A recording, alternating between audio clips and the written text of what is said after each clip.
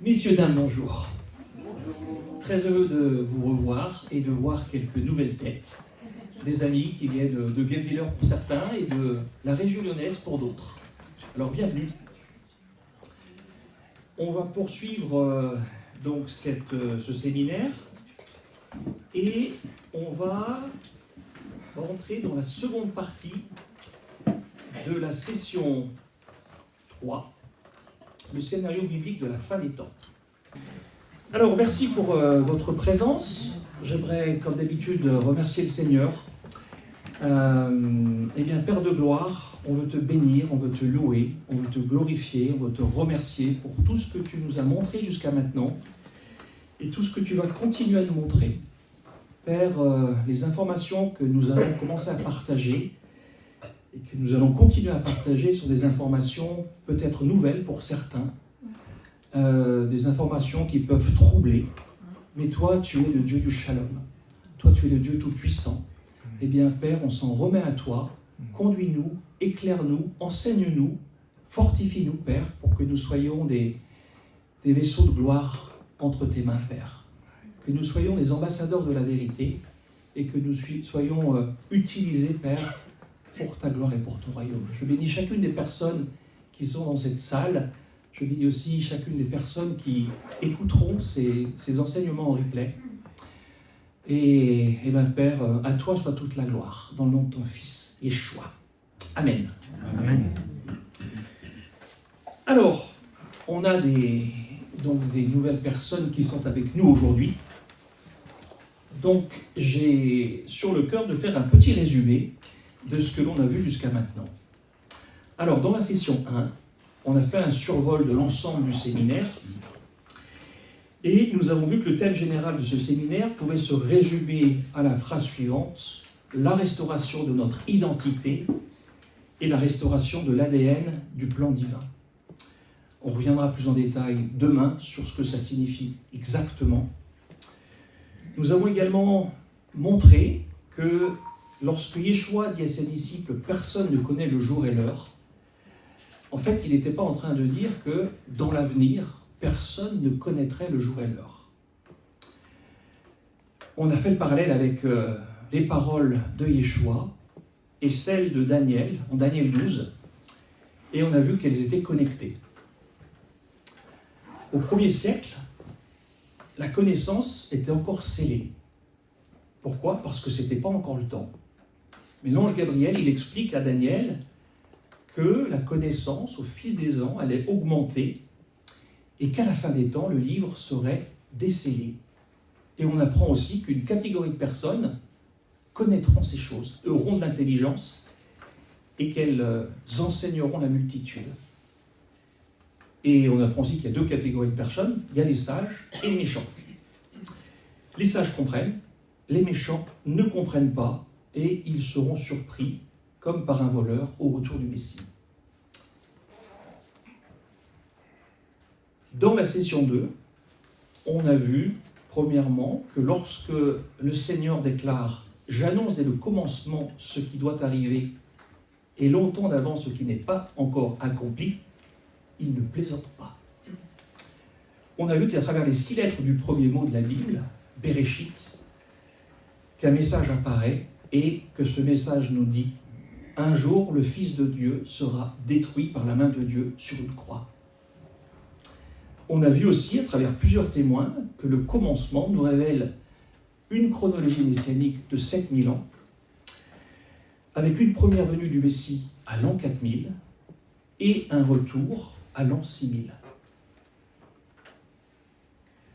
On a vu que l'an 4000 correspondait à l'année 30 de notre ère et que le Messie reviendrait 40 jubilés, soit 2000 ans après, c'est-à-dire possiblement en l'an 2030. On a passé en revue 8 prophéties sur un total de 52 prophéties et toutes ces prophéties pointent en direction de ce même timing, de cette même chronologie. Et dans cette chronologie, on a vu que le Messie accomplissait à la lettre les 5 convocations. Son ministère commence à Yom Kippour de l'année 26 Et il se termine, 3 ans et demi après, à la fête des prémices de l'année 30, qui est le jour de sa résurrection. Et on a entre ces deux dates exactement 1260 jours.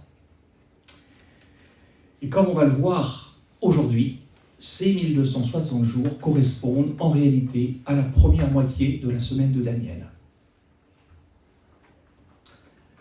La seconde moitié de cette semaine, elle aura lieu après un gap de 2000 ans, et elle reprendra là où elle s'est arrêtée, c'est-à-dire à la fête des prémices de l'année 2027, pour s'achever à Yom Kippour de l'année 2030. Alors, bien évidemment, si la chronologie s'avère être exacte. Et on a vu qu'on serait en mesure d'affirmer ou de confirmer cette chronologie en 2027. Si cette chronologie était confirmée, la première résurrection, ce qu'on appelle l'enlèvement, aurait lieu le 28 septembre 2030, à la fête des trompettes, juste avant le déversement de la colère de Dieu, les 10 jours redoutables qui nous amèneront au 7 octobre 2030, qui est la date de Yom Kippourim, le jour des expiations. Et c'est le jour où Yeshua détruira l'Antichrist et son système. Et nous verrons que son système, c'est l'islam. Dans la session 3, c'est-à-dire hier soir, on a vu que comprendre la fin des temps, ce n'était pas une science complexe. C'était à la portée de tout le monde. Il suffit de mettre en pratique quelques règles simples. On a vu que la Torah et les prophètes nous révèlent que les acteurs clés de la fin des temps émergent du Moyen-Orient. On a vu que l'Antéchrist ne serait pas à la tête d'un gouvernement mondial, mais que son règne serait limité à une zone géographique au Moyen-Orient. Et on a fait une analyse assez poussée des passages clés de Daniel, notamment le livre 2, Daniel 2, Daniel 7. Et on a vu que les critères même du texte pointent beaucoup plus en direction du califat islamique que de Rome. Et cela a des implications fondamentales et je dirais énormes, parce que ça veut dire que l'empire qui est appelé à renaître, ce n'est pas Rome, mais c'est le califat islamique. Et on a également vu que, curieusement, entre guillemets, les couleurs respectives des drapeaux des 4 califats qui ont occupé la Terre Sainte du 7e au 20e siècle correspondent précisément aux couleurs des 4 chevaux de l'Apocalypse. Et ces 4 couleurs nous révèlent l'identité de la bête. Et cette identité, c'est aujourd'hui le drapeau palestinien. Et ce drapeau palestinien, aujourd'hui, on le voit dans toutes les villes du monde, à travers des manifestations antisémites qui, sous couvert de la création d'un État palestinien, c'est en fait le rêve de la restauration du califat qui est proclamé. Aujourd'hui, peu de gens le voient, mais vous allez le voir, vous allez le comprendre, et ma prière, c'est que vous allez pouvoir avertir ceux qui ont les oreilles pour entendre et les yeux pour voir.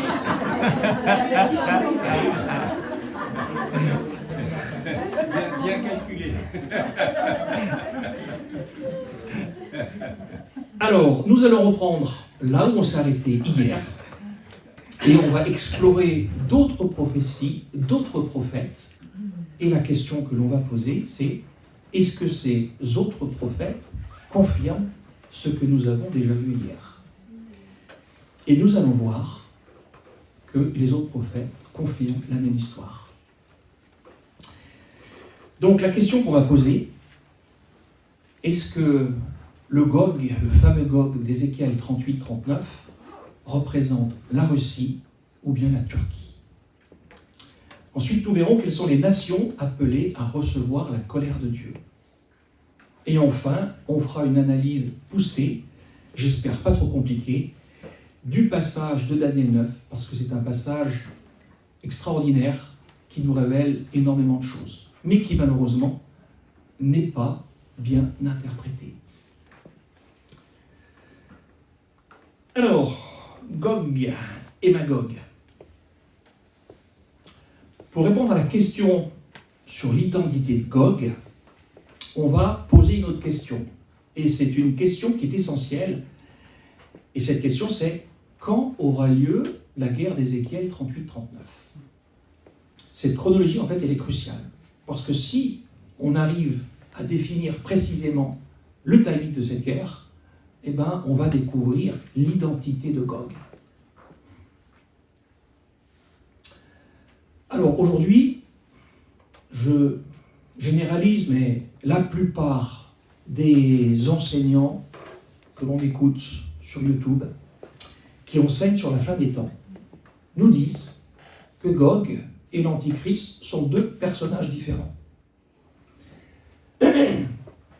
On nous dit que Gog et sa coalition, donc cette invasion d'Israël, aura lieu plusieurs années avant celle menée par l'Antichrist et toutes les nations du monde. Et dans ce scénario, Gog et ses armées sont détruites miraculeusement par l'intervention de Dieu. Ensuite, l'Église est enlevée et enfin, l'Antichrist émerge d'Europe. Quant à l'identité précise de Gog, tout le monde pense que c'est la Russie. Donc, on nous annonce, et la plupart attendent de voir Poutine ou un autre leader russe monter une coalition d'armées musulmanes et attaquer Israël. La question que l'on se pose, est-ce que les Écritures enseignent ce scénario ?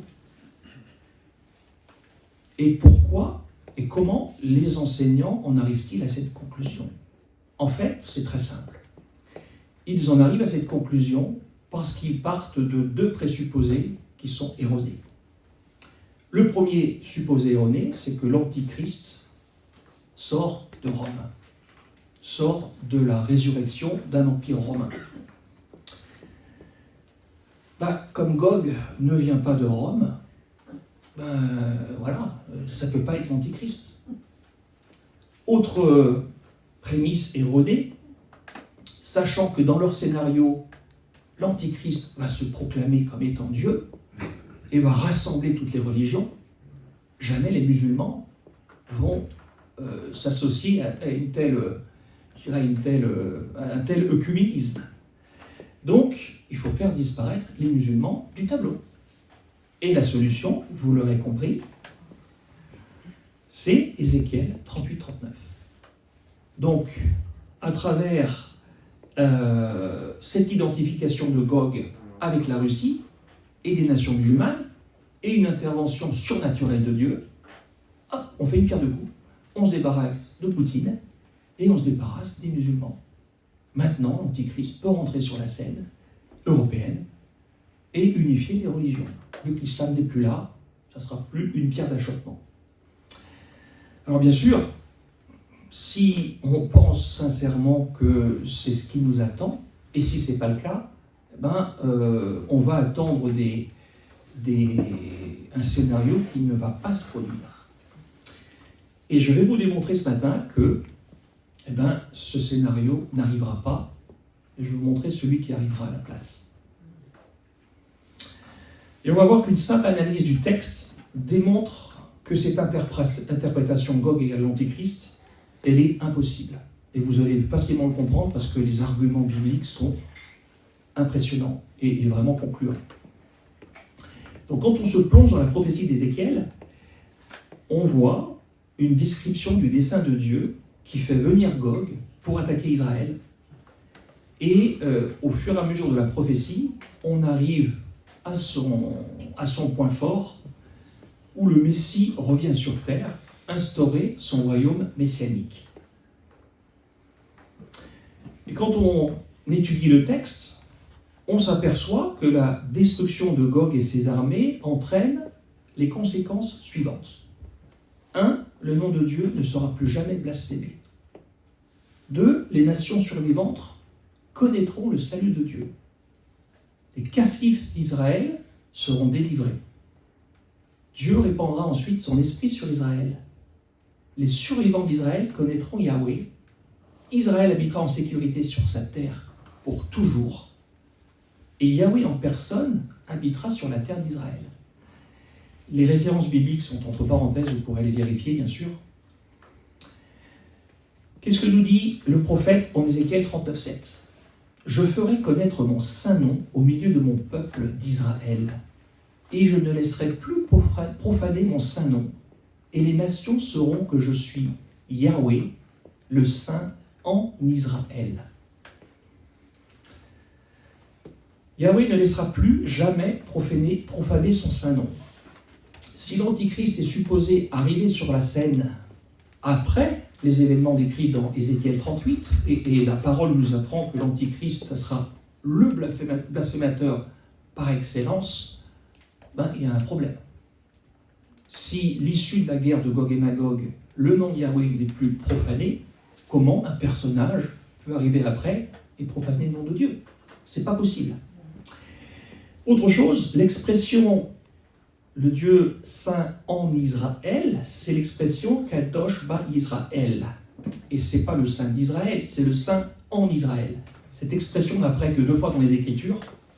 Donc ici, Yahweh n'est pas seulement le saint d'Israël, c'est le saint en Israël.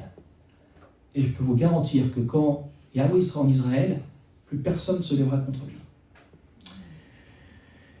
Donc, on voit que l'interprétation la plus répandue, qui place ce conflit avant la venue de l'Antichrist, n'est tout simplement pas possible. Et on va le confirmer. La bataille de Gog et Magog est en réalité celle qui culminera avec la guerre d'Armageddon. C'est une seule et même bataille qui va s'étendre sur plusieurs années. Alors, est-ce qu'elle va commencer avant le début de la grande tribulation? L'avenir nous le dira. Et on va démontrer maintenant que l'acteur principal pointe en direction de l'Antichrist et que cet Antichrist ne vient pas de Russie, mais qu'il vient de Turquie. Et on va le confirmer avec plusieurs témoins, comme on l'a fait jusqu'à maintenant, parce que toute déposition se fera tout fait se fera sur la déposition de 2 ou 3 témoins. On va voir un témoin, Zacharie, et Zacharie nous dit « Car je bande Juda comme un arc, je m'arme d'Éphraïm comme d'un arc, et je souleverai tes enfants, ô Sion, contre tes enfants, ô Yavan. Je te rendrai pareil à l'épée d'un vaillant homme. L'Éternel au-dessus d'eux apparaîtra, et sa flèche partira comme l'éclair. Le Seigneur l'Éternel sonnera de la trompette, il s'avancera dans l'ouragan du midi. » Ce passage, le contexte, c'est la fin des temps. C'est le retour de Yeshua. L'Éternel apparaîtra au-dessus d'eux. Et qu'est-ce qu'on voit dans ce conflit ultime? On voit à la fois Juda, les Juifs, Éphraïm, les chrétiens, on verra ça en détail demain, qui se battent contre une entité que la parole appelle Yavan. Alors, Yavan, dans la plupart des Bibles, si ce n'est pas toutes les traductions, le mot Yavan est traduit par Grèce. En réalité, lorsque l'on regarde l'entité historique qui était Yavan, on s'aperçoit que ces populations occupaient l'est de la Grèce actuelle et l'ouest de la Turquie. Et en fait, la ville principale de Yavan, c'était la ville aujourd'hui connue comme étant Istanbul. Donc il est plus ajusté de parler de Turquie actuelle. Et donc on voit que le conflit ultime, c'est Israël contre la Turquie. Et cela ne nous étonne pas, parce que jusqu'à maintenant, c'est la conclusion à laquelle on est arrivé. Donc là, on a un témoin supplémentaire qui confirme bien que la Turquie va jouer le rôle principal. Le timing de l'invasion de Gog par Magog se déroule durant les années qui précèdent le retour du Messie. Et maintenant, pour savoir qui est vraiment Gog, on va poser la question de savoir qu'est-ce qu'il représente et qui il est. Est-ce que la parole nous donne ces éléments? Oui, la parole nous donne des éléments clés est très clair. On va lire Ézéchiel 38, 1-2 dans la version de la Bible de Jérusalem, qui nous dit « La parole de Yahvé me fut adressée en ces termes. Fils de l'homme, tourne-toi vers Gog, au pays de Magog, prince, chef de Méchec et de Tubal, et prophétise contre lui. » Donc ici, on apprend que Ézéchiel désigne Gog comme étant un prince, un chef d'une région qui s'appelle Méchec et Tubal. Et en fait, cette description de Gog apparaît à 3 reprises dans les 2 chapitres 38 et 39. En hébreu, le mot roche, traduit ici par chef, veut aussi dire la tête. Le mot Nassi, traduit par prince, signifie également un capitaine ou un chef. Donc, d'après le texte, Gog, c'est un personnage, c'est un leader important, contre qui Dieu demande à Ézéchiel de prophétiser. Ainsi parle le Seigneur Yahweh.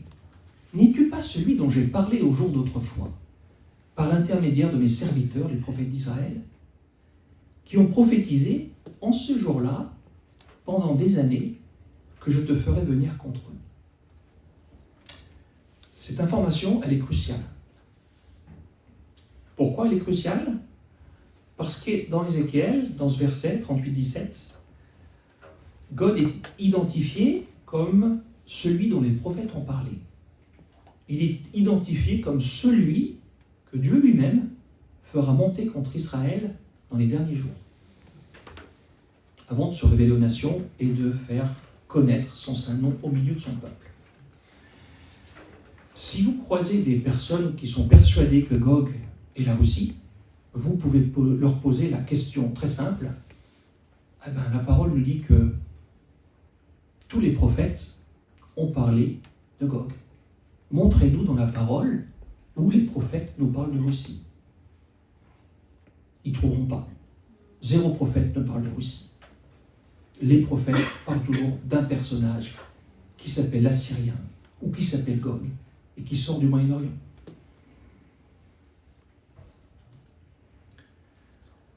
Donc, on a vu que Gog représentait un chef important, et pour déterminer qui est Gog, il est nécessaire de prendre en compte tous les autres prophètes, et tous les autres prophètes ne parlent que d'un seul personnage.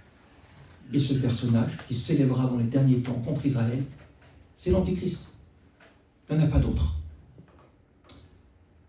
Si Yahweh désigne Gog comme étant celui dont les prophètes ont parlé précédemment, et comme celui qui s'élèvera contre Israël dans les derniers jours, alors il y a une seule conclusion possible. Gog est l'Antichrist. Est-ce qu'on peut le prouver ? Est-ce qu'on peut le prouver sans l'ombre d'un doute ? La réponse est positive. Et nous allons prendre 2 autres témoins. Un témoin tiré de la Torah et un témoin tiré des prophètes et de la Brit Hadasha. Dans Nombre 24, c'est la prophétie de Balaam on a vu une partie hier de cette prophétie. Et là, en Nombre 24-7, dans la traduction standard second, on peut lire « L'eau coule de ses eaux et sa semence est fécondée par d'abondantes eaux. Son roi s'élève au-dessus d'Agag et son royaume devient puissant. » Dans une traduction plus littérale, dans la BRH, la Bible des Racines hébraïques, on peut lire « Il versera les eaux de ses eaux et sa semence dans des eaux innombrables. Et son roi s'élèvera au-dessus de Gog, et son royaume sera exalté. » Ici, le roi, ça représente le Messie. Alors, la différence de traduction est intéressante.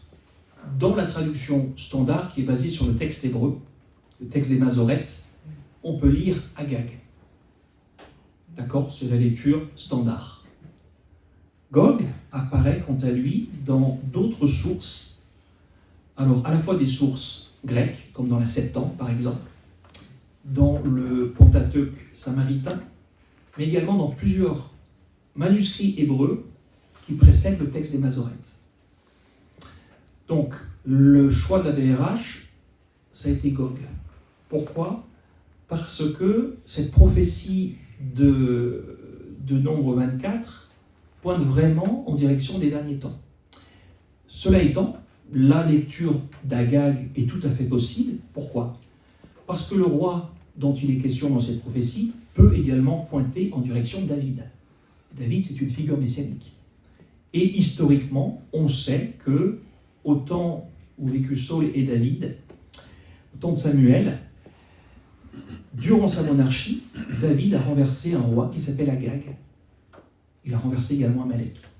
Donc, si vous voulez, David répond aux critères prophétiques de ce passage de la Torah. Donc cette lecture est possible, ça pointe non seulement en direction de faits historiques accomplis par David, et comme David est une figure messianique, ça pointe également en direction de faits encore à venir. Mais je trouve que la lecture de Gog, qui est confirmée par plusieurs sources, est plus intéressante parce que on retrouve Gog à d'autres reprises dans les Écritures, et notamment, comme on vient de le voir, en Ézéchiel 38-39. Donc ici, la Torah vient confirmer que le roi détruira Gog. C'est le premier témoin. Le second témoin, que l'on va trouver à la fois dans les prophètes, donc dans cette prophétie de Gog et Magog, et dans la Brit Hadasha, dans le livre de l'Apocalypse, va nous montrer, et là je vous inviterai à prendre le temps d'aller regarder tous les passages bibliques qui sont indiqués, mais en gros, voici les similitudes entre Gog et l'Antichrist. Tous les deux sont dévorés au grand festin de Dieu par des oiseaux et des bêtes. Tous les deux sont détruits par le plus grand tremblement de terre des Écritures. Tous les deux sont attaqués par des fléaux et par la peste. Dans les deux cas, leur armée s'entre-attaque.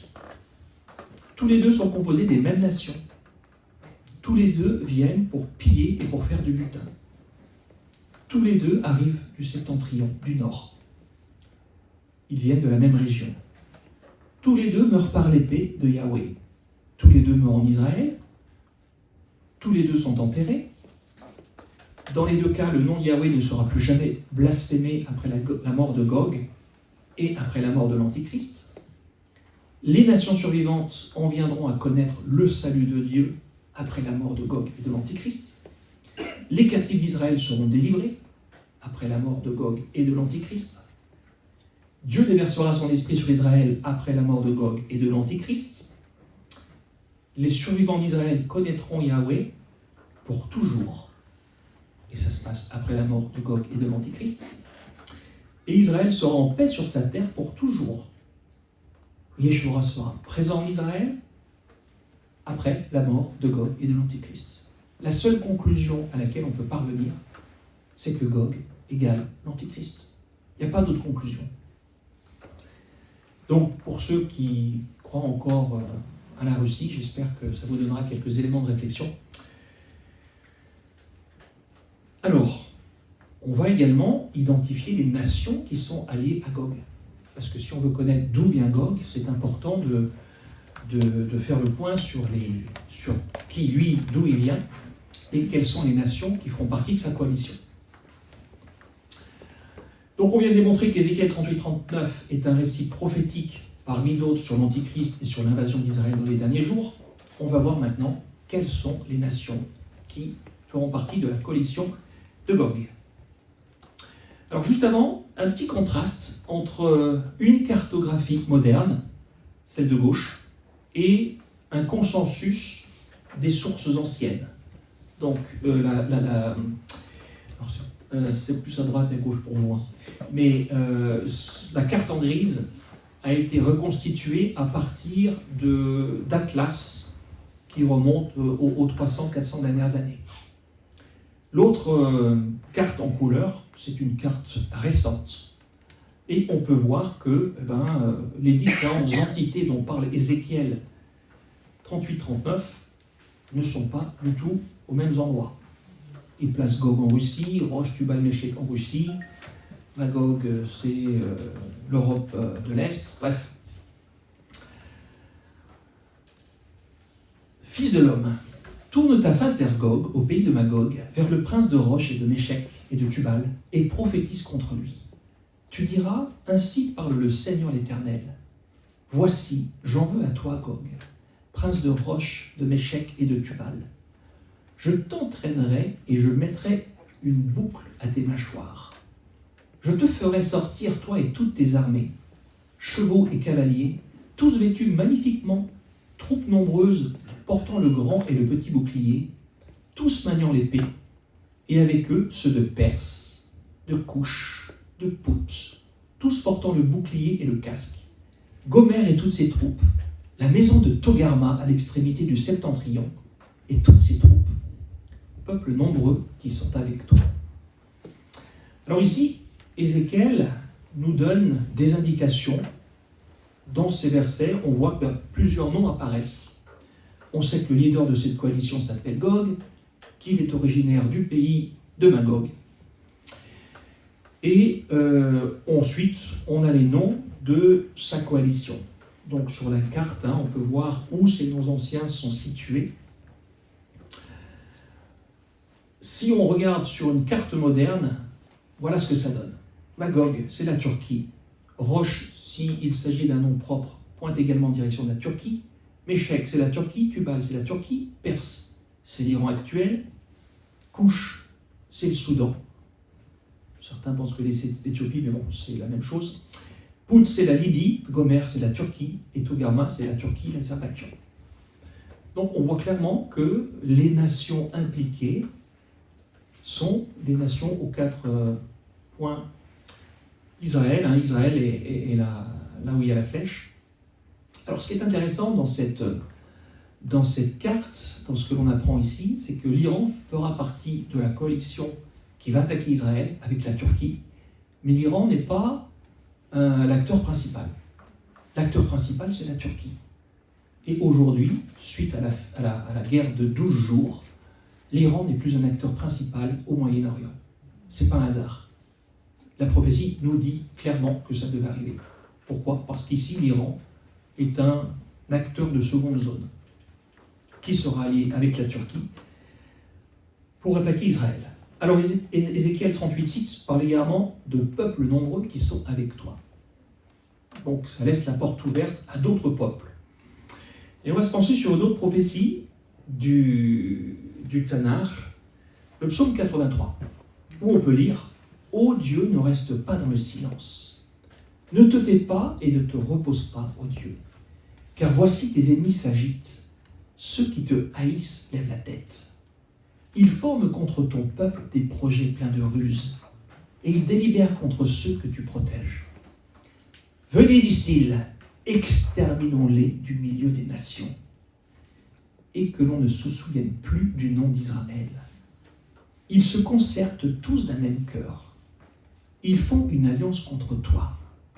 Les tentes d'Édom et les Ishmaélites, Moab et les Agaréniens, Gébal, Ammon, Amalek, les Philistins avec les habitants de Tyr. L'Assyrie aussi se joint à eux. Elle prête son bras aux enfants de Lot. Pause. Car ils disent, emparons-nous des demeures de Dieu. Alors ici aussi, on a une description de peuples anciens. Et qu'est-ce qu'ils disent ? Venez, disent-ils, exterminons-les du milieu des nations, et qu'on ne se souvienne plus du nom d'Israël.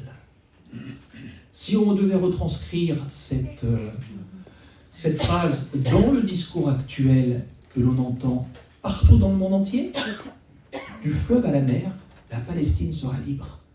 Ça veut dire exactement la même chose. C'est-à-dire du Jourdain à la Méditerranée, ce qui représente l'ensemble de la terre d'Israël à l'heure actuelle, et ce chant qui est chanté alors par les musulmans bien sûr, mais aussi par tous les idiots utiles qui font alliance avec l'islam et qui chantent, on peut les voir dans toutes les grandes villes du monde. Du fleuve à la mer, la Palestine sera libre. C'est un appel au génocide d'Israël. Venez, exterminons-les du milieu des nations. Et qu'on ne se souvienne plus du nom d'Israël. Alors malheureusement, ça va se passer. On verra ça ce soir.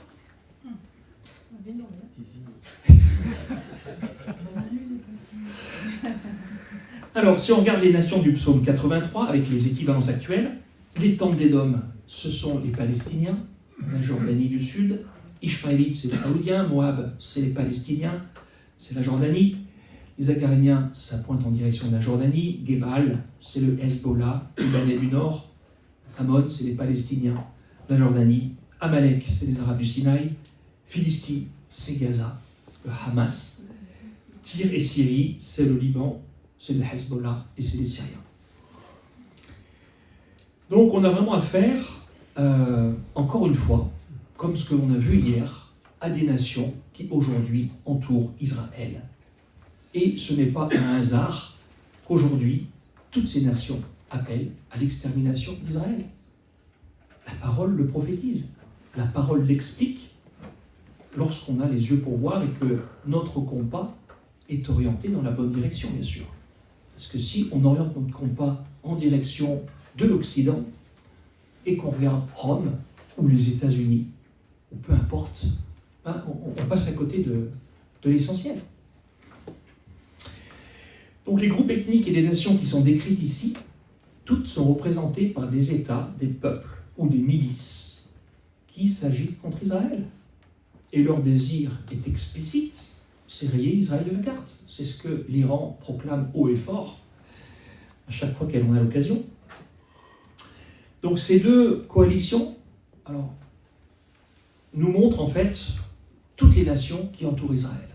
Et ce n'est pas un hasard, vous allez voir pourquoi, parce qu'on va l'expliquer dans quelques minutes. Et cela illustre la continuité de l'hostilité envers Israël. Elle n'est pas nouvelle, cette hostilité. Elle a toujours existé. Donc, les nations qui attaqueront et prendront contrôle de Jérusalem dans les années à venir sont les nations du Moyen-Orient. Et ces nations, elles ont deux choses en commun.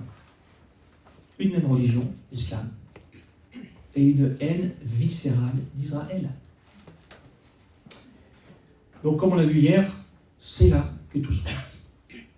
C'est là l'épicentre des événements de la fin des temps. Alors, et on en parlera ce soir, l'épicentre est situé au Moyen-Orient, mais les répercussions, bien sûr, seront mondiales. Quelles sont les nations appelées à recevoir la colère de Yahweh? Ça, c'est une question qui est intéressante parce qu'aujourd'hui, la plupart des gens pensent qu'au retour de Yeshua, la colère va être déversée sur le monde entier. Eh bien non, la colère ne sera pas déversée sur le monde entier. La colère de Dieu, elle est déversée dans les Écritures sur des nations spécifiques. Et on va voir que toutes ces nations sont nommées par leur nom. À votre avis, quelles sont ces nations? On va voir ça tout de suite. Donc, dans le cadre du déversement de la colère de Dieu, les Écritures nous fournissent-elles des indications sur les nations appelées à recevoir la colère de Yahweh? Oui. Et elles sont extrêmement précises. Et elles ne laissent de place à aucun doute. Ézéchiel parle de ce jour-là. Car le jour est proche, le jour du Seigneur est proche. C'est ce jour-là que Couche, qui représente le sud de l'Égypte et le nord du Soudan, et Pout, la Libye, et Loud, la Turquie, et tous les peuples mélangés, l'Arabie, et Kub, la Libye, et les fils du pays de l'Alliance tomberont par l'épée avec l'Égypte. Le contexte de ce passage d'Ézéchiel, Ézéchiel 30, c'est bien sûr la fin des temps et la colère de Dieu. D'autres prophéties viennent le confirmer, que ce soit dans Ézéchiel ou par d'autres prophètes. En Ézéchiel 32, on peut lire les nations qui seront jetées en enfer. Qui c'est qu'on a? On a Achour, c'est l'Irak, on a la Syrie, Elam, donc la Syrie, c'est la Syrie. L'Iran, Méchec, Toubal, c'est l'Asie mineure, la Turquie. On a Édom, c'est l'Arabie. Et en fait, toutes ces nations, on apprend que toutes ces nations seront punies pour avoir semé la terreur sur Israël et sur les croyants. En Ésaïe 19, on peut lire « Oracle sur l'Égypte. Voici l'Éternel est monté sur une nuée rapide, il vient en Égypte. Et les idoles de l'Égypte tremblent devant lui. et le cœur des Égyptiens tombe en défaillance. Ici, au retour de Yeshua, il va faire un détour par l'Égypte. Et il va faire un détour par l'Égypte parce qu'il va juger l'Égypte. Lors du jugement des nations, le Messie livre un combat contre des nations musulmanes. C'est ce que nous dit Joël. Et vous aussi, que me voulez-vous, ô Tyr et Sidon, le Liban, le Hezbollah, et tous les districts de la Philistie, Gaza, le Hamas. C'est comme si Yeshua en personne s'adressait directement au Hezbollah et au Hamas, défiant leur soif du sang du peuple juif. Donc le combat contre Israël est en réalité un combat contre le Dieu d'Israël. Et la bonne nouvelle, c'est que c'est le roi lui-même qui viendra mettre fin aux hostilités, écraser et détruire l'islam pour l'éternité. Ça, c'est une très bonne nouvelle. Encore 5 ans, les amis. Donc, lors du jugement des nations, Joël nous parle, allez, donc ça on a déjà lu, dans Ésaïe 25, lors du retour de Yahweh, nous voyons le Messie combattre contre Moab. Et il sera dit en ces jours-là, voici, c'est ici notre Dieu, nous l'avons attendu et il nous sauvera. C'est ici l'Éternel, nous l'avons attendu, égayons-nous et réjouissons-nous dans sa délivrance, car la main de l'Éternel reposera en cette montagne. Et Moab sera foulé aux pieds sous lui comme la paille est foulée au fumier. Souvenez-vous de cette prophétie que l'on a vue dans la Torah, dans Nombre 24, qui parle du retour du Mashiach. Je le vois, mais non maintenant, je le contemple, mais non de près. Un astre sort de Jacob, un sceptre s'élève d'Israël. Il perce les flancs de Moab. C'est exactement la même chose. Et Moab est un peuple du Moyen-Orient. C'est quel peuple, Moab ? Moab, c'est l'Arabie, c'est le sud d'Israël. Donc, à la lumière de quelques passages, on voit que les nations qui sont destinées à être jugées au moment du retour du Seigneur, est-ce que ce sont les nations européennes ? Non. Est-ce que le texte pointe au contraire en direction de nations du Moyen-Orient ? Bon, ce qu'on a lu jusqu'à maintenant, ça me paraît clair, hein, mais on va aller un peu plus loin, on va faire le récapitulatif de tous les passages bibliques qui remettent les choses dans le contexte de la colère de Dieu. Et voici toutes les nations qui sont appelées à recevoir la colère de Yahweh à son retour. Vous laisserez vérifier bien sûr toutes les références bibliques, mais en gros, c'est la Jordanie, c'est l'Arabie, c'est l'Irak, c'est la Syrie, c'est la Turquie, c'est le Hamas, c'est le Liban, c'est le Pakistan, c'est l'Afghanistan, c'est les Émirats arabes unis, c'est le sud de l'Égypte, c'est le Soudan, c'est la Libye. Bref, ce sont toutes les nations du Moyen-Orient. Et ce n'est pas un hasard, parce qu'aujourd'hui, toutes ces nations veulent détruire Israël.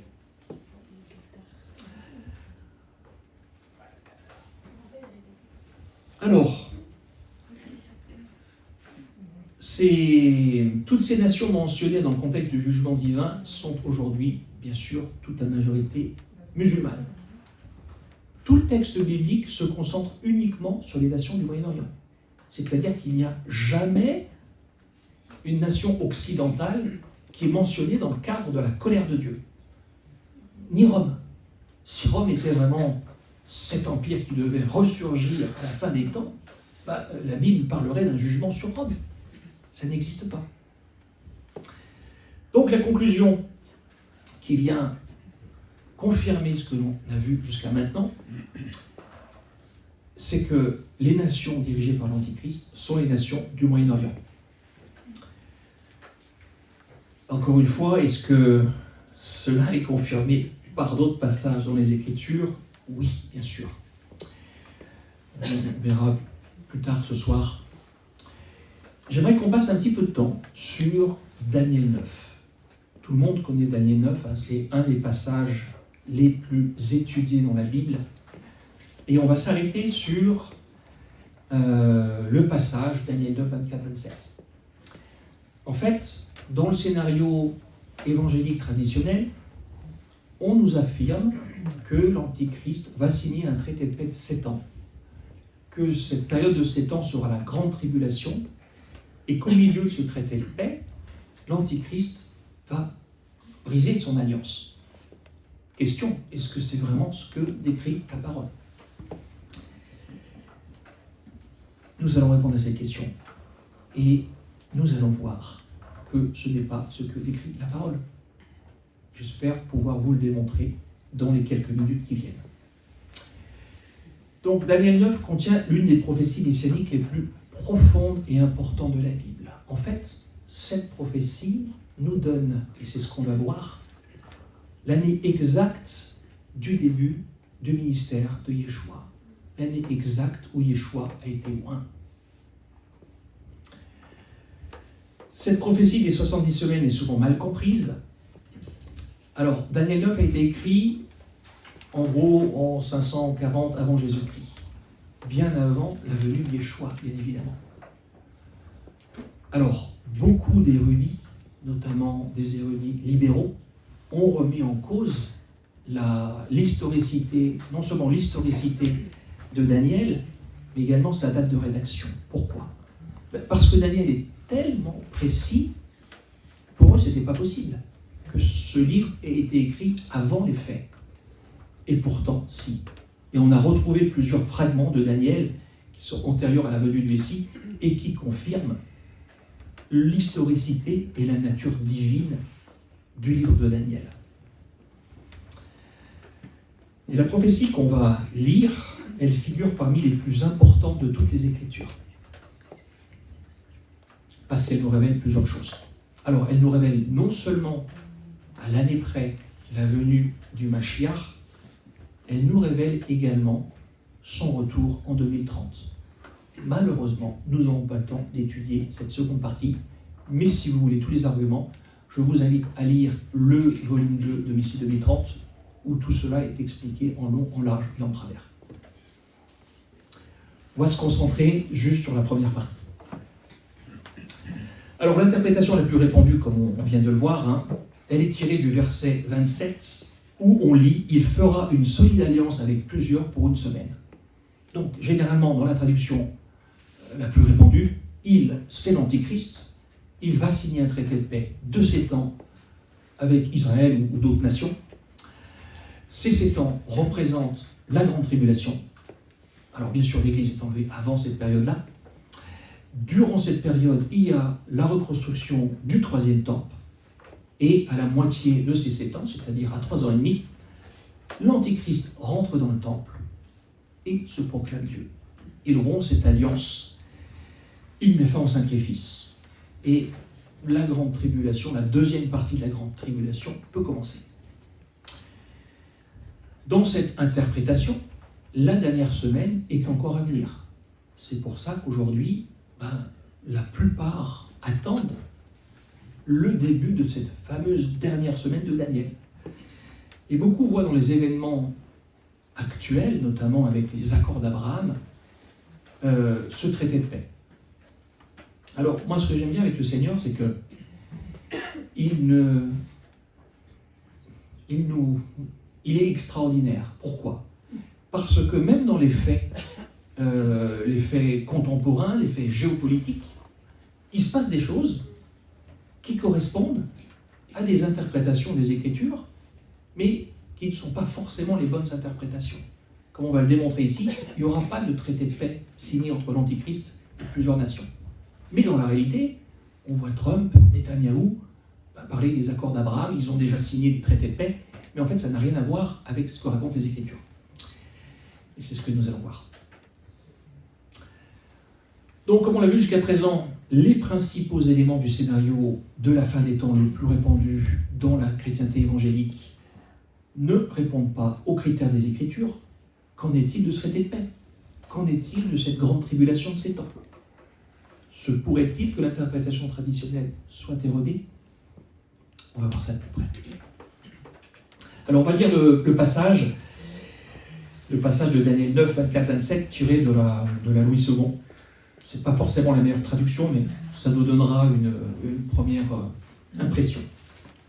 70 semaines ont été fixées sur ton peuple et sur ta ville sainte pour faire cesser les transgressions pour mettre fin au péché, pour expier l'iniquité, amener la justice éternelle, pour sceller la vision et les prophètes, et pour oindre le Saint des Saints.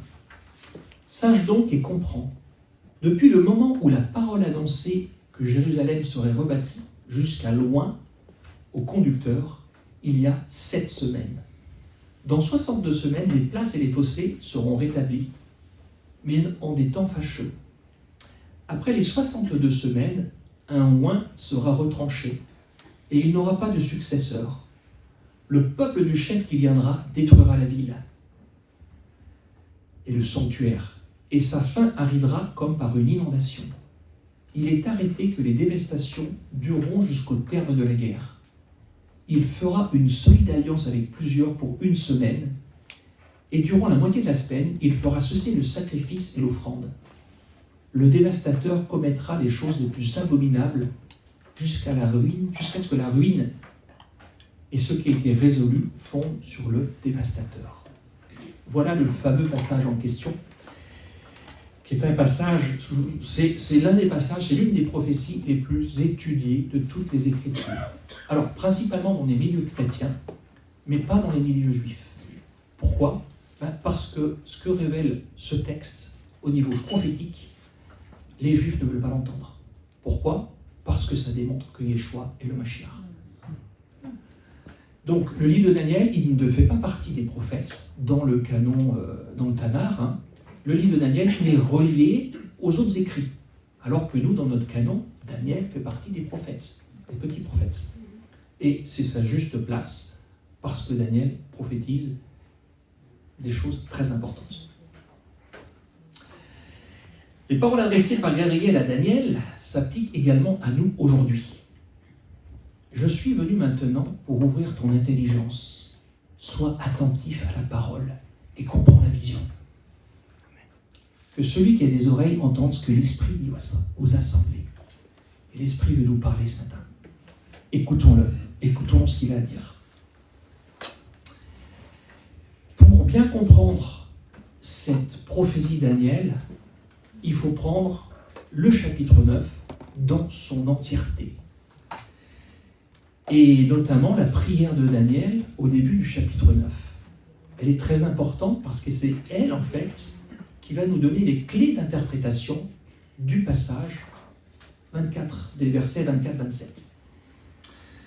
Donc, la prière de Daniel mentionne de manière spécifique plusieurs choses. Elle mentionne l'alliance, la ville de Jérusalem, le péché et l'iniquité de tout Israël, à la fois d'Éphraïm et de Juda, on en reparlera demain. Elle mentionne la justice de Dieu, elle mentionne la transgression, elle mentionne le sanctuaire. Tous ces éléments, on va les revoir dans la deuxième partie du livre, dans le passage que l'on étudie. Et en fait, on va se rendre compte que la prière de Daniel est connectée à l'alliance qui est mentionnée en Daniel 9. Enfin, l'alliance qui est mentionnée en Daniel 9.4, c'est l'alliance qui est renforcée pour une période de 7 ans en Daniel 9.27. Les deux sont reliés, on va le voir. Donc la prière de Daniel est interprétée par la visite de l'ange Gabriel. Et ce qui est intéressant dans les Écritures, l'ange Gabriel, c'est également celui qui annonce la conception à venir du Mashiach et la conception de Jean-Baptiste. Ce n'est pas un hasard. Jean-Baptiste, il est relié à l'arrivée du Messie. D'accord ? C'est son cousin, et c'est lui qui va oindre le Mashiach. C'est extraordinaire. Gabriel ici, c'est lui qui nous annonce, qui va nous annoncer et nous donner la date exacte du jour où le Mashiach va être oint, et c'est lui qui revient des siècles plus tard pour oindre, pour dire que ça serait Jean-Baptiste qui allait oindre le Mashiach. C'est pas un hasard. Alors, on va rentrer dans le texte. On va lire le verset, on va relire de Daniel 9, 24. Alors, prêtez un petit peu d'attention à ce qui est surligné en rouge. 70 semaines ont été fixées sur ton peuple et sur ta ville sainte pour faire cesser les transgressions et mettre fin au péché, pour expier l'iniquité et amener la justice éternelle, pour sceller la vision et le prophète, et pour oindre le Saint des Saints. On apprend ici que 70 semaines seront nécessaires pour accomplir 6 choses. Première chose, faire cesser les transgressions. Deuxième chose, mettre fin au péché. Troisième chose, expier l'iniquité. Quatrième chose, amener la justice éternelle. Cinquième chose, sceller la vision et le prophète. Et enfin, dernière chose, oindre le Saint des Saints. Donc cette prophétie, quand on la replace dans son contexte, elle survient à un moment où Daniel reconnaît que les 70 ans d'exil arrivent à leur terme. C'est lorsqu'il étudie la parole, on voit ça dans Daniel 9.2. Et en fait, les 70 semaines d'année sont une réponse à la prière de Daniel concernant les 70 années d'exil. En fait, les deux sont reliés. Les 70 ans d'exil, ils représentent une période littérale de 70 années dans le calendrier biblique. Donc, dans le contexte des 70 semaines, on doit également prendre en compte qu'il s'agit d'années littérales. Donc, si on multiplie les 70 semaines par 7, on arrive à 490 années. Comme on l'a vu, cette prophétie contient 6 objectifs. Encore une fois, ces 6 objectifs sont directement connectés à la prière de Daniel au début du chapitre, où il nous parle de la ville, il nous parle du peuple de Dieu, il nous parle des transgressions, des péchés, l'iniquité, de la prophétie et du sanctuaire. L'accomplissement futur de ces 6 objectifs concerne bien évidemment la venue du Mashiach, qui est détaillé au verset 25, comme on va le voir, et qui contient aussi un élément crucial de la chronologie. Malheureusement, le texte hébreu est assez complexe et toutes les traductions ne disent pas la même chose. Et on va voir les 2 traductions que l'on a du verset 25. Donc ces 2 traductions, qu'on va la voir, elles essayent de tenir compte des mentions qui sont faites dans ce passage, où il est question de 7 semaines ou 49 ans, et de 62 semaines, c'est-à-dire 434 ans. 434, pardon. Donc la première des traductions, on va la voir c'est celle du rabbinat, qui traduit Daniel le 25 de la manière suivante. Sache donc et comprends bien qu'à partir du moment où fut donné l'ordre de recommencer à reconstruire Jérusalem jusqu'à un prince roi, il y a 7 semaines, et durant 62 semaines, entre crochets Jérusalem, parce qu'il est question de Jérusalem, sera de nouveau rebâti, rues et fossés, des remparts, mais en pleine détresse des temps. Donc dans cette traduction, on voit qu'il faudra encore 62 semaines d'année, c'est-à-dire 434 ans, pour reconstruire Jérusalem. Soit après le décret de la parole qui doit sortir, soit après les 7 semaines d'année dont il est question, c'est-à-dire 49 ans. Lorsque l'on regarde l'histoire, on se rend compte qu'il n'a pas fallu 434 ans pour reconstruire Jérusalem, après le décret de la reconstruction de la ville. Donc, cette traduction est disqualifiée. D'accord ? Est-ce qu'on est d'accord sur ce point-là ? L'autre traduction possible, c'est celle de Darby, mais la plupart suivent cette traduction, où on lit « Et sache et comprends, depuis la sortie de la parole pour rétablir et rebâtir Jérusalem, jusqu'au Messie, le Prince, il y a 7 semaines et 62 semaines. La place et le fossé seront rebâtis, et cela en des temps de trouble. » Donc, dans cette traduction, elle déclare qu'un oint, le Messie, va apparaître à la 69e semaine, c'est-à-dire à la 483e année. D'accord ? On va voir que c'est précisément ce qui va se produire. Et la Septante, dans sa traduction de ce verset, elle favorise cette lecture du texte. La Septante ne peut pas être mise dans le... Elle ne fait pas de compromis. chrétien, entre guillemets.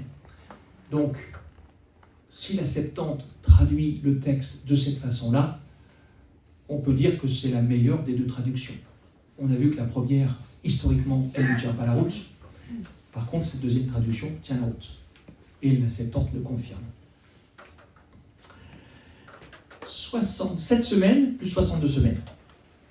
Donc, lorsqu'on étudie le verset 25, on peut se poser la question suivante. Pourquoi les 7 semaines et les 62 semaines sont-elles séparées dans la prophétie? Qu'est-ce que ça veut dire? Pourquoi cette séparation? La mention de rétablir et rebâtir Jérusalem semble, à première lecture, quand on prend le texte de façon littérale, se rapporter aux 7 semaines initiales, c'est-à-dire aux 49 ans. Il est également indiqué que le processus de reconstruction comprend la reconstruction de la place et du fossé. Alors on n'aura pas le temps de le voir en détail, mais c'est exactement ce qui s'est passé. Et la Bible le confirme. Je vous invite encore une fois à lire le volume 2 de Messie 2030, où cela a vraiment été expliqué. Donc, comme le mentionne la prière de Daniel, à cette époque, la ville de Jérusalem et le sanctuaire, ils étaient désolés, ils étaient détruits. Et la prophétie des 70 semaines stipule qu'à un moment T dans l'histoire, une parole va être prononcée pour restaurer et reconstruire Jérusalem. Et en fait, lorsque ce décret sera publié, l'horloge prophétique va se mettre en branle et on apprend qu'il va y avoir un laps de temps de 69 semaines d'années jusqu'à la venue du Mashiach. Donc, si on veut retomber sur nos pattes et savoir à quoi correspond cette date précise, il faut qu'on regarde la parole et voir si la parole contient des décrets qui mentionnent la reconstruction de Jérusalem. Et en fait, les Écritures nous parlent de 4 décrets. On a le décret de Cyrus, il y a le décret de Darius, il y a le premier décret d'Artaxerxès et le second décret d'Artaxerxès. Une fois de plus, Daniel 25, « Et sache et comprends, depuis la sortie de la parole pour établir et rebâtir Jérusalem, jusqu'au Messie-Prince, il y a 7 semaines et 62 semaines. La place et le fossé seront rebâtis, et cela en des temps de trouble. » Donc, on a d'une part 7 semaines, et d'autre part 62 semaines, ce qui fait un total de 69 semaines. Si on multiplie par 7, on arrive à 483 ans. Et c'est à cette date que le Messie va apparaître sur la scène. C'est donc exactement à la fin de la 483e année que l'onction du Messie doit avoir lieu. C'est ce que nous dit le texte. On sait que le Messie, il n'a pas été oint avant d'avoir été baptisé et baptisé du Saint-Esprit. Et que le Saint-Esprit est descendu sur lui. Et c'est ce que Yeshua déclare lui-même. L'Esprit du Seigneur est sur moi parce qu'il m'a oint pour annoncer une bonne nouvelle. On lit ça en Luc 4, 18. La chronologie qu'on a présentée hier, elle démontre que le Messie a été oint précisément à l'automne 26 de notre ère, précisément à Yom Kippour. Est-ce que Daniel 25 va confirmer cette chronologie? Alors, pour le savoir, c'est très simple, je crois qu'il y a une prof de maths ici, elle pourra confirmer. Il suffit de souscrire les 483 ans de l'automne 26 de notre ère et voir où cela nous amène dans l'histoire.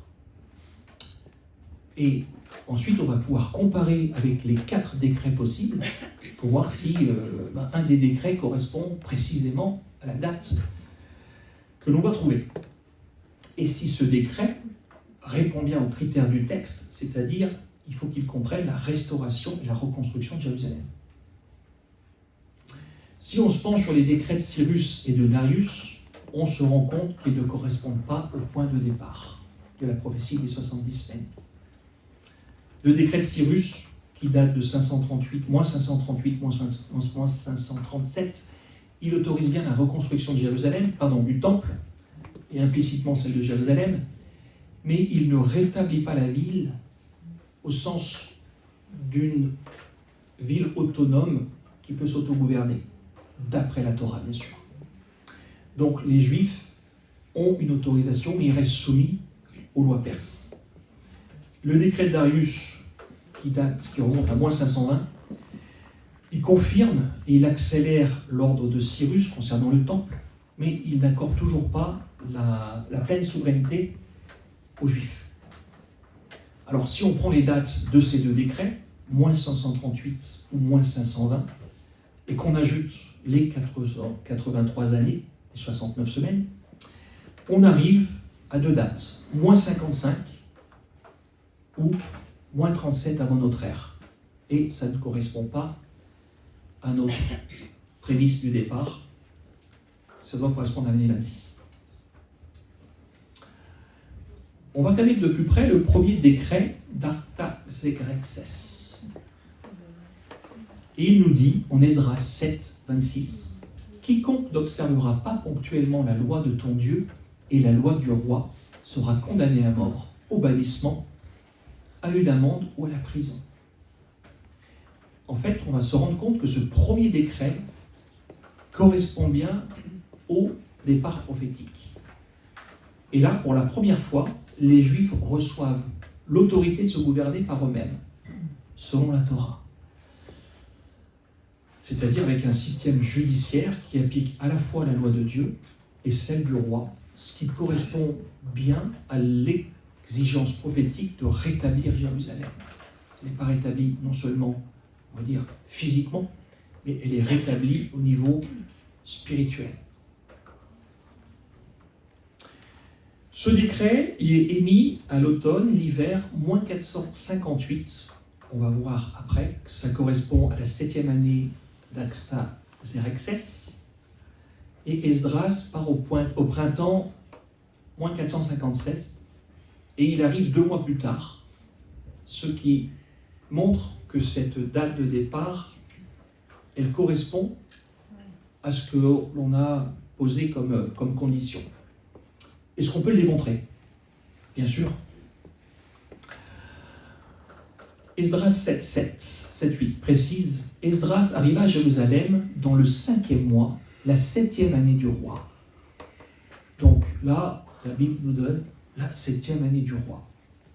Question, à quelle année civile correspond cette 7e année du roi dans notre calendrier? Alors on a plusieurs sources historiques pour déterminer cette date précise. Et plusieurs historiens bibliques identifient l'Artaxerxès en question, Artaxerxès Ier Longue-Main, qui régna de moins 465 à moins 424 avant notre ère. Ce qu'il faut savoir, c'est que ce règne perse, il est également confirmé par des sources grecques et babyloniennes. Donc on a plusieurs témoins qui viennent étayer cette date. La première année du règne, c'est 465-464, et la 7e année du règne correspond à l'année 459-458. Esdras 7.9 déclare « Le premier jour du mois, le premier jour du premier mois, il partit de Babylone. » Dans le calendrier biblique, le premier mois, c'est le mois de Nissan, qui correspond à notre mars-avril dans le calendrier grégorien. Donc ça signifie que le décret avait déjà été donné avant Nissan, d'accord? Donc on peut supposer durant l'hiver ou l'automne précédent, avant que Esdras se prépare pour partir, mais on apprend qu'il part le premier jour du premier mois. Le verset également nous parle et nous dit « Et le premier jour du 5e mois, il arriva à Jérusalem, selon que la bonne main de son Dieu était sur lui. » Donc on sait qu'Esdras arrive à Jérusalem le premier jour du 5e mois. Donc dans notre calendrier, le 5e mois, ça correspond au mois de juillet-août. On peut donc affirmer avec certitude que le voyage d'Esdras, il a duré environ 4 mois, mars-avril à juillet-août. Conclusion, La parole nous donne comme indication la 7e année d'Artaxerxès, qui correspond à l'automne moins 458. Le décret est émis quelques mois avant, un petit peu avant Nissan, c'est-à-dire au printemps 457. Esdras part le premier jour du mois de l'année, c'est-à-dire au moins 457, et il arrive 4 mois après, le mois d'Av en hébreu, de la même année. Donc, au niveau des preuves, la preuve historique, elle nous fixe le cadre, 7e année, départ le 1er Nissan, arrivée le 1er Av. Les preuves historiques nous montrent que plusieurs sources viennent confirmer que la 7e année du roi correspond à l'année moins 458, moins 457. C'est-à-dire que si on fait la concordance et le petit calcul de maths, on arrive précisément en l'an 26 de notre ère.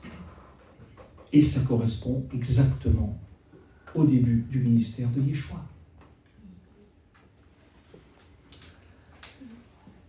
Et ça, c'est ce qu'on vient de voir là, ce qu'on réalise, c'est que plusieurs siècles avant la venue et le jour où le Messie va être oint, Daniel nous donne la date précise. C'est extraordinaire. Rien qu'avec ça, on peut prouver à nos frères de Juda que Yeshua, c'est le Mashiach. Regarde, la parole nous donne exactement à l'année près, au mois près, c'était en automne, la venue du Mashiach, celui qui a été oint.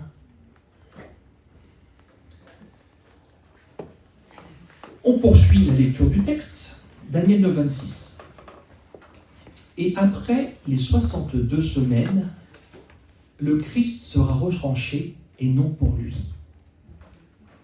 D'un point de vue hébraïque, lorsque la parole parle de quelqu'un qui est retranché, ça rigole pas. Et ça signifie souvent la mort de la personne. Et on peut affirmer que c'est le cas ici. On va le voir pourquoi.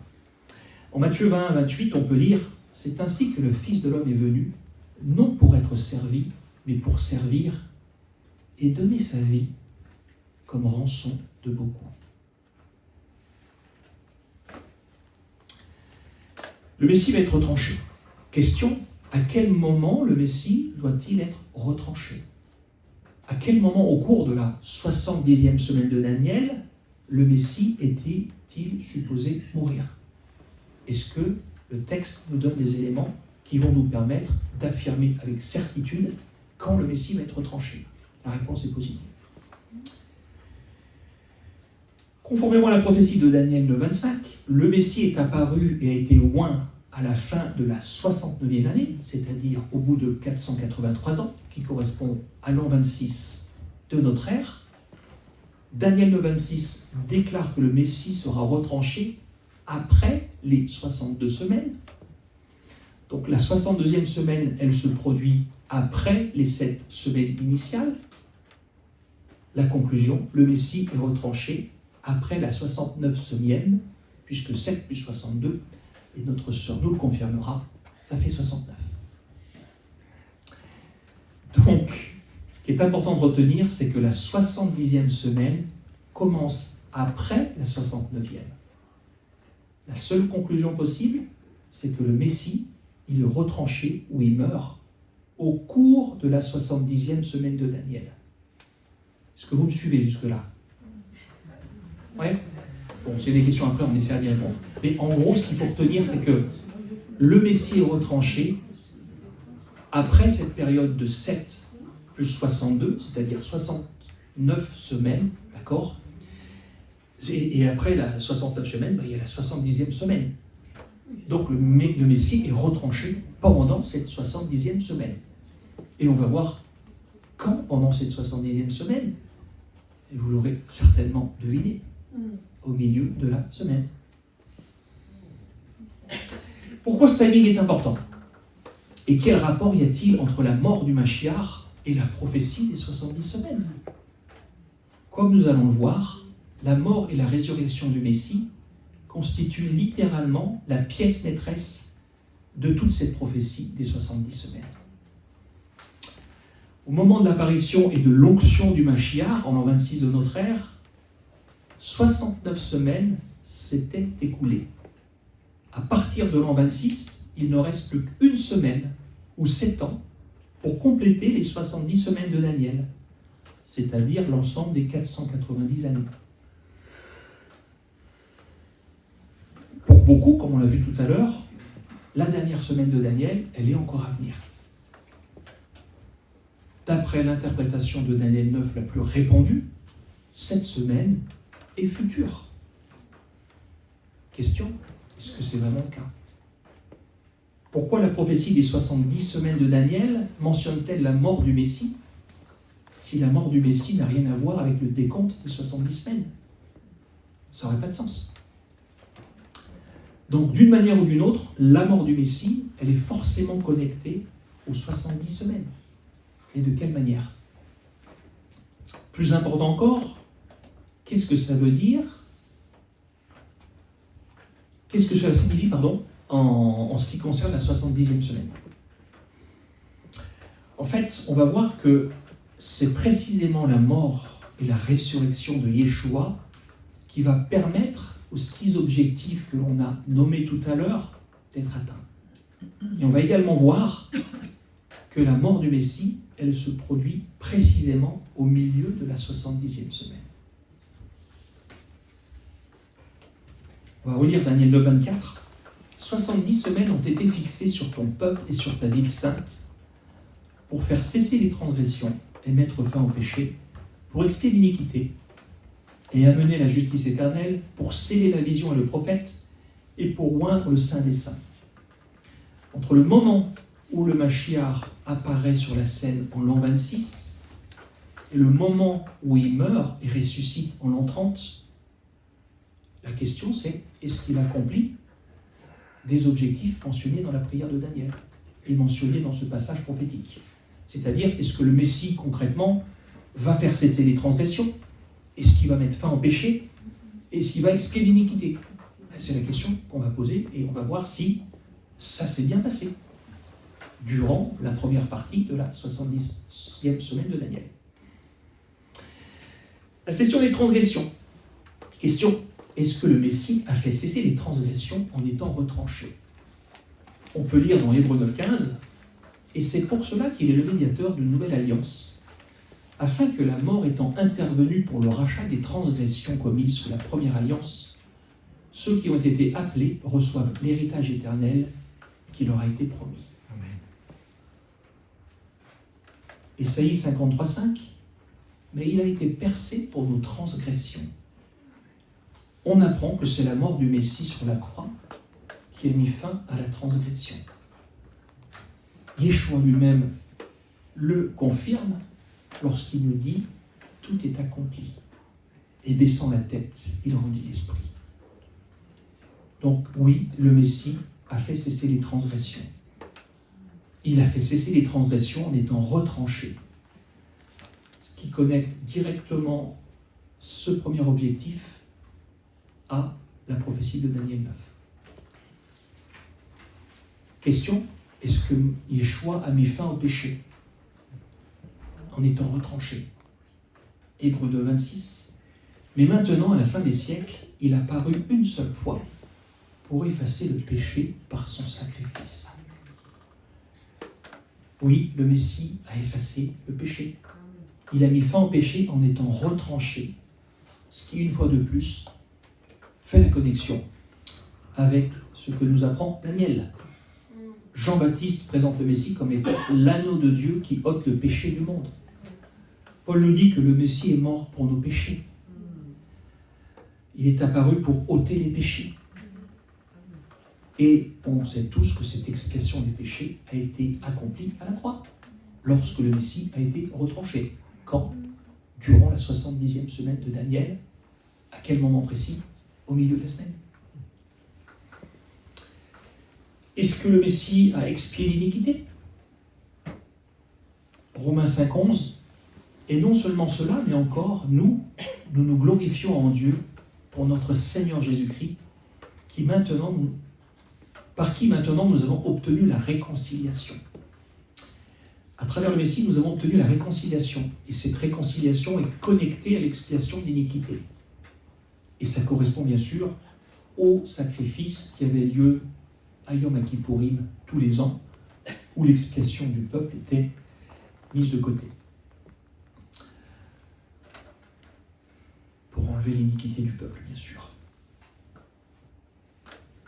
Au niveau de la cessation des transgressions, donc 3 ans et demi après la 69e semaine, au milieu de la 70e semaine, le Messie a mis fin à l'offrande du péché en relation avec le sacrifice et l'offrande du jour des expiations. Ce point est important. C'est ce que confirme l'Épître aux Hébreux dans plusieurs passages. Tous ceux qui se sont repentis ont vu leurs péchés expiés. Et leurs péchés n'en sont plus rappelés. Hébreux 10.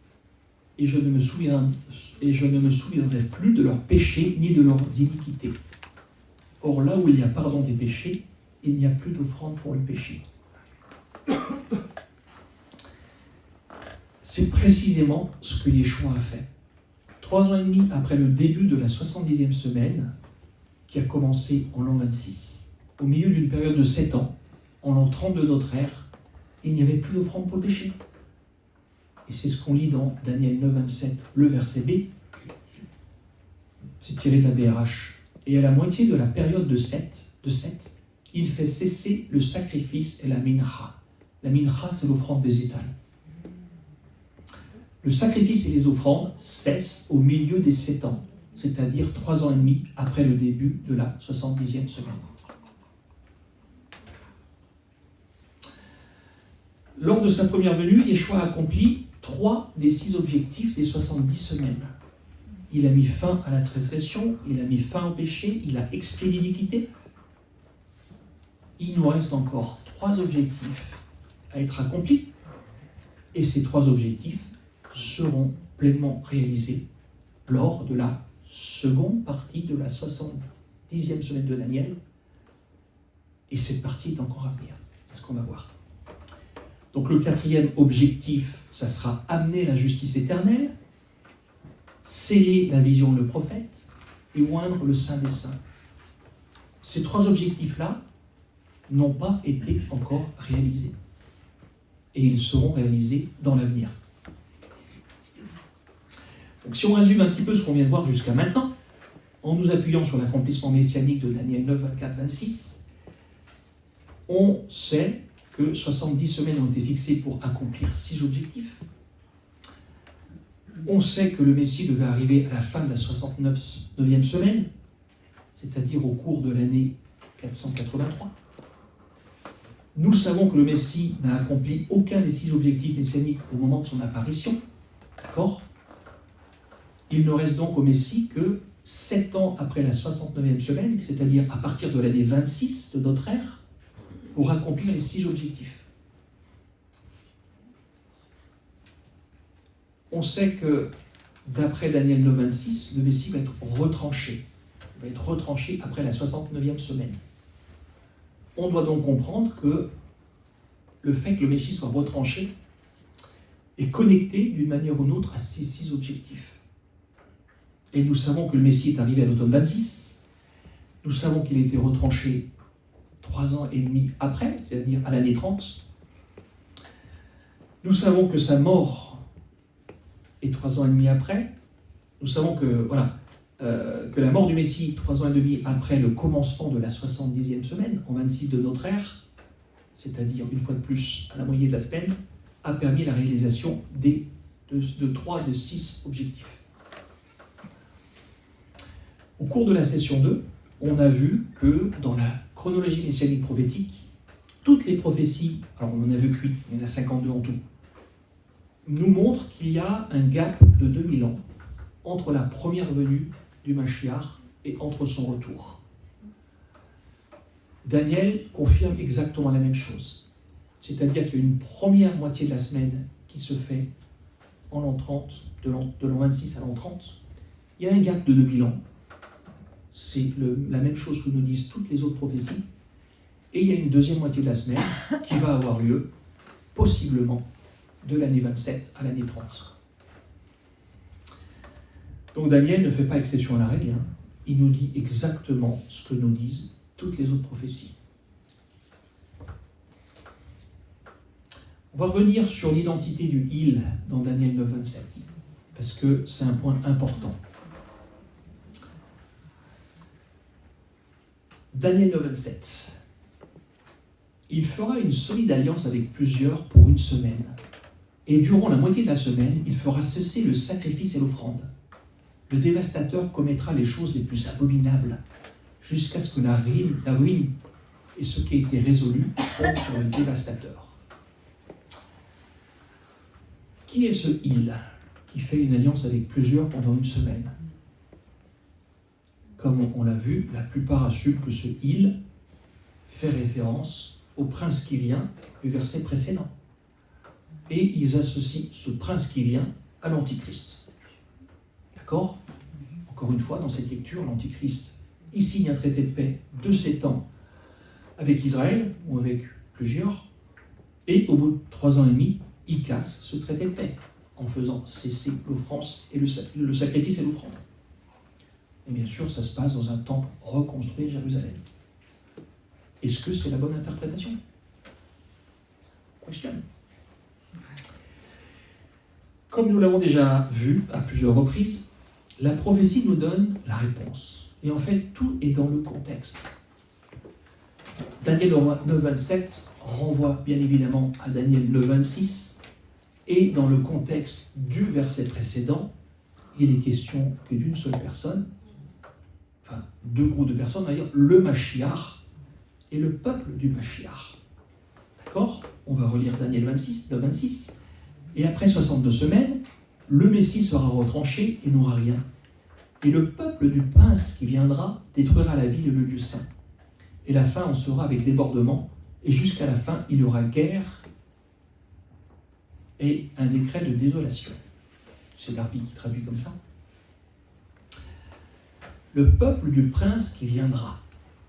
Donc, l'interprétation traditionnelle, il se dit, tiens, le peuple du prince qui viendra, il voit ici l'arrivée d'un second protagoniste, hein, un second prince qui apparaît dans le récit. Okay. Et ils identifient ce second prince à une image prophétique de l'Antichrist. Pourquoi? On en a parlé hier, hein, parce qu'ils pensent que les armées qui ont détruit Jérusalem en 70 de notre ère, c'était les armées de ce prince-là, qui est un prince différent que le one dont il est question. On peut comprendre que cette lecture fasse sens à première vue, mais elle est erronée. Et en fait, les gens arrivent à cette conclusion parce qu'ils n'arrivent pas à concevoir que le peuple du prince qui viendra puisse faire référence au peuple dont est issu le Mashiach, c'est-à-dire les Juifs.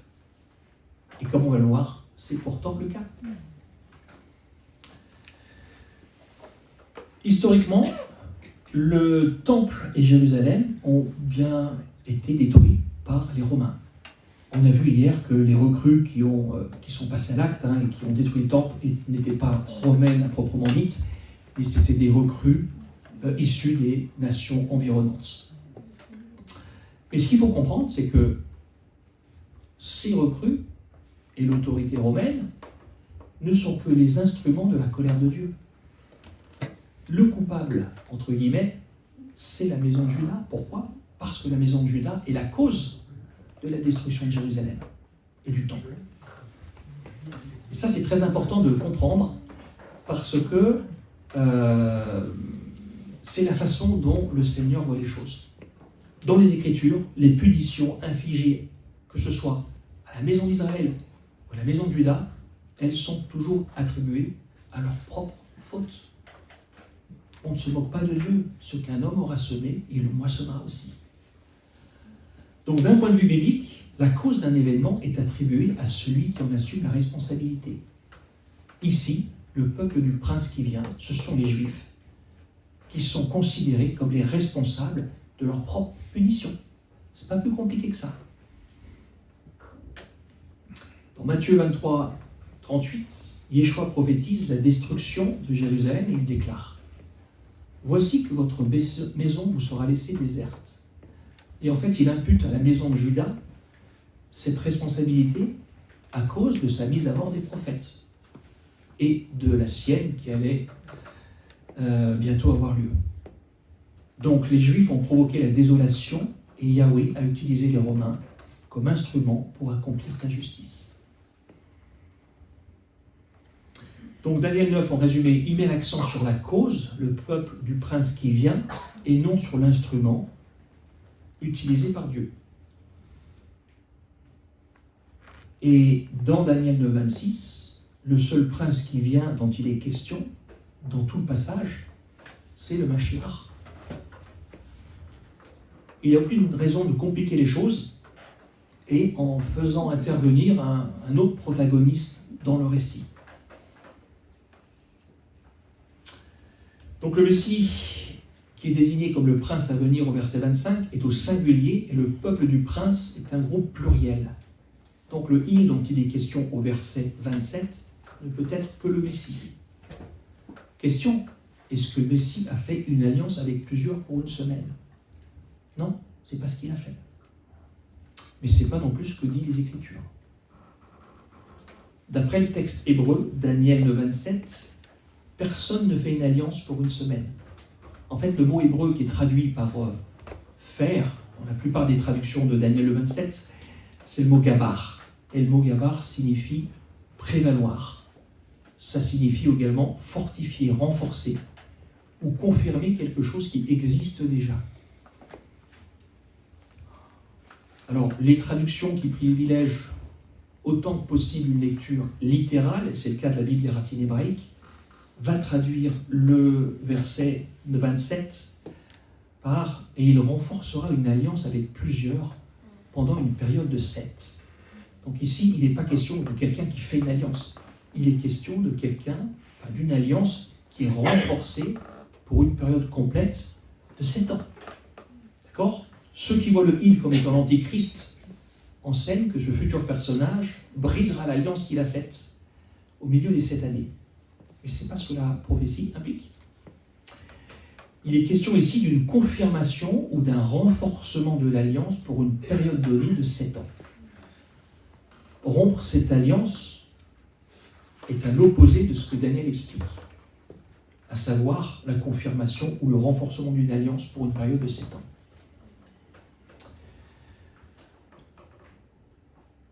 Question, est-ce que le Messie a confirmé ou renforcé une alliance avec plusieurs? Matthieu 26, 28. Car ceci est mon sang, le sang de la nouvelle alliance qui a été versé pour plusieurs en rémission des péchés. Donc dans le cadre des 3 ans et demi de la première venue du Messie, c'est à travers la nouvelle alliance avec plusieurs que l'alliance abrahamique qui existait déjà, elle a été renforcée. Galates 3,29. Et si vous êtes à Christ, vous êtes donc la descendance d'Abraham, héritier selon la promesse. Grâce à ce que Yeshua a accompli dans le cadre de la nouvelle alliance, l'alliance abrahamique a été renforcée pendant 3 ans et demi lors de la première venue du Messie, et elle le sera de nouveau pendant les 3 ans et demi qui précèdent sa seconde venue. Qu'est-ce que ça veut dire ?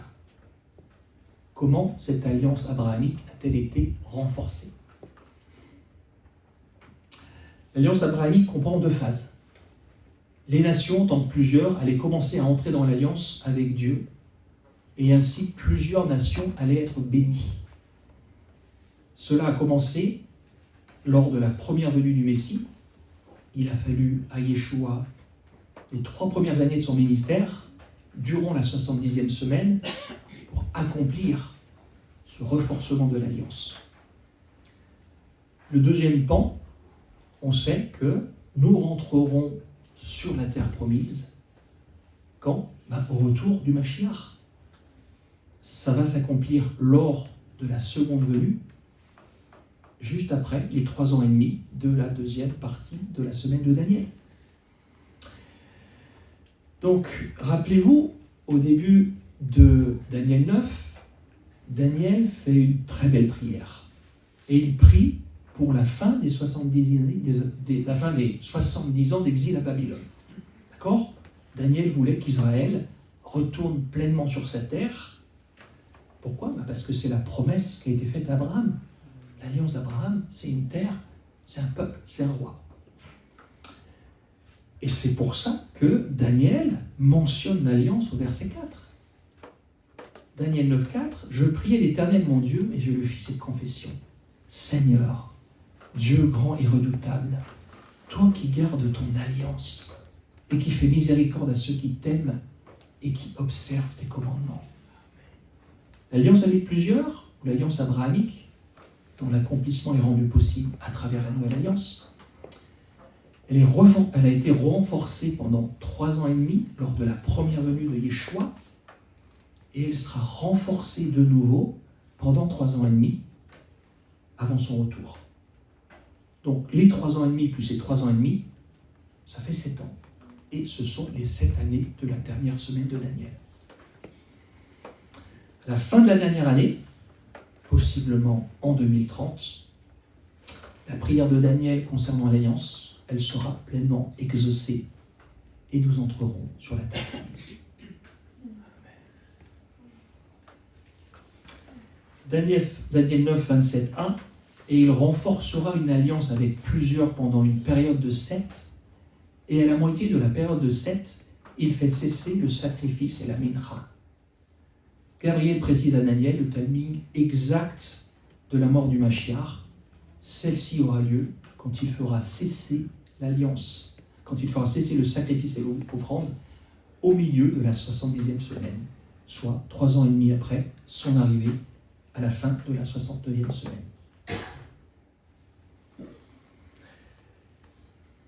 Voici l'Antichrist qui rentre maintenant sur la scène. Et il apparaît à la fin du verset 27. Et sur les ailes des abominations vient le désolateur. Et ce, jusqu'à ce que la consommation même et ce qui a été déterminé soit répandu sur les désolés.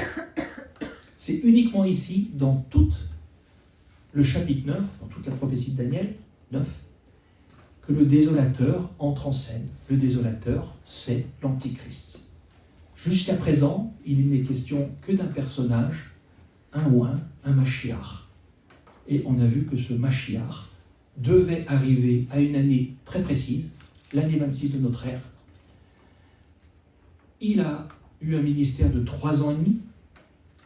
Durant cette 70e semaine de Daniel, il a été retranché au milieu de la semaine.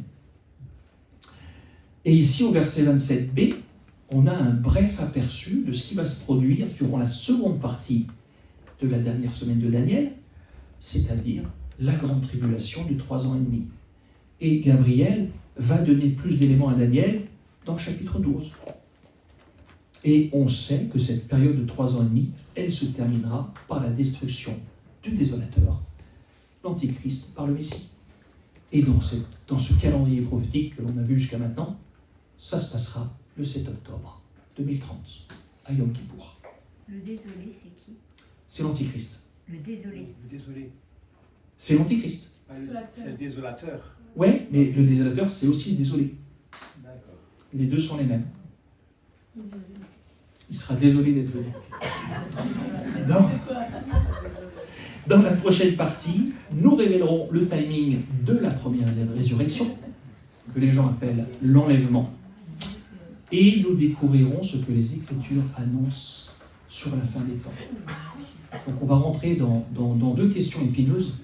La première, c'est le timing de l'enlèvement, et la deuxième, à quoi devons-nous nous attendre dans les années qui viennent. Je vous remercie pour votre attention. Comme d'habitude, examinez toutes choses, retenez ce qui est bon. Que Yahweh vous bénisse.